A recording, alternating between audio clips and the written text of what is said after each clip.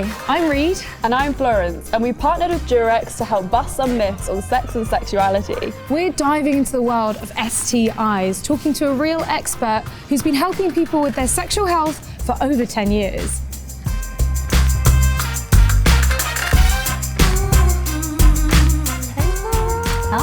Hello. Good morning. Welcome to our bedroom. Oh, thank you for having me. cozy. This is very cozy, I must say. You are a sexual health expert. I am. What do you do? So, I am a registered nurse and I've been a nurse for about 12, 13 years now. Whoa.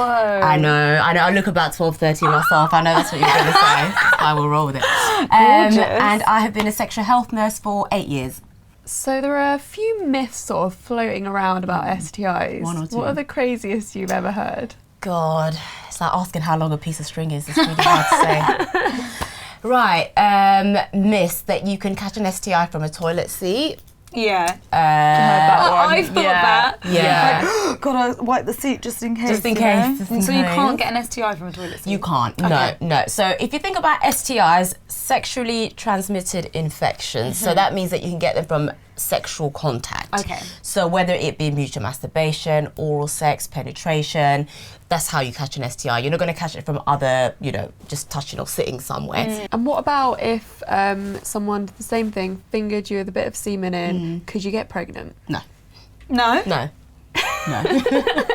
We're not going to get some miracle I mean, there's baby? going to have to be some very strong swimmers. I mean, the swimmers, Olympic swimmers, they would have to be. But And a very no. fertile lady. In a very highly fertile lady. But no, you cannot get pregnant from being fingered. Okay. Yeah, but that is a myth. Yeah. What else? So I remember doing sex education in a secondary school, which is probably like the most daunting and scariest thing you could possibly ever do. A room full of teenagers, and you say, imagine. ask me anything about sex. The first question that asked me is, what does semen taste like? I didn't ask that What? question. Taste it yourself. I didn't ask that question. I was like, yeah. So another thing that young people tend to ask is that if I wash my vagina with vinegar after sex, would that reduce? Would that kill any infection? Vinegar, like fish and chips vinegar? Vinegar, nail polish remover. Oh, yeah, no. I did sex education for girls, and I did one for boys and one for girls. And a lot of the girls were like, yeah, because I heard that if you use like things like alcohol or anything that has like strong chemicals, shoving in a bottle of vodka in you there? can just clean your vagina after sex, and that will stop you. That will kill the bacteria. And I was like, do not put alcohol Oh my or vinegar God. or nail polish remover on your genitals.